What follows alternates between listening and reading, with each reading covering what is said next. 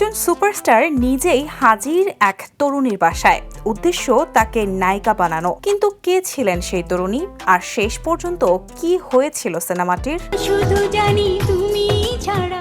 তিনি আর কেউ নন, অভিনেত্রী অহনা রহমান। জনপ্রিয় চিত্রনায়ক মান্নার বিপরীতে চাকরের প্রেম সিনেমার মাধ্যমে বড় পর্দায় অভিষেক হয়েছিল তার। সম্প্রতি সেই সিনেমার প্রথম দিনের শুটিংয়ের একটি ছবি প্রকাশ করে আবেগঘন স্মৃতি শেয়ার করেছেন অহনা।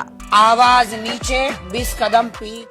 ছবিতে দেখা যায় সমুদ্র সৈকতে শুটিংয়ের ফাঁকে লাল পোশাকে বসে আছেন অহনা, আর তার পাশেই বসে খাবার খাচ্ছেন মান্না। অহনা জানান তখন তিনি সবে শিশু এবং সিনেমায় কাজ করার জন্য তিনি বা তার পরিবার কেউই প্রস্তুত ছিলেন না।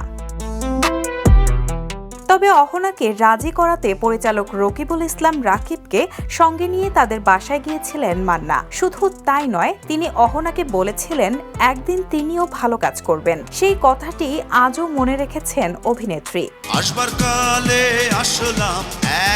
কিন্তু ভাগ্যের নির্মম পরিহাস, সিনেমাটির কাজ শেষ হওয়ার আগেই 2008 সালে মারা যান মান্না। পরে আমিন খানকে নিয়ে চাকরের প্রেম সিনেমাটি সম্পন্ন করেন পরিচালক। মান্না ও অহনা এই সিনেমায় মাত্র একটি গানের শুটিং করতে পেরেছিলেন। তোমাকে রাখলে আজ মান্না নেই, কিন্তু তার দেয়া সেই বিশ্বাস আর প্রথম সিনেমার স্মৃতি এখনো অহনার কাছে অমূল্য।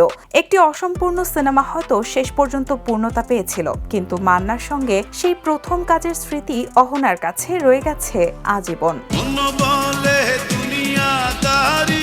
বিনোদন ডেস্ক, দ্য নিউজ।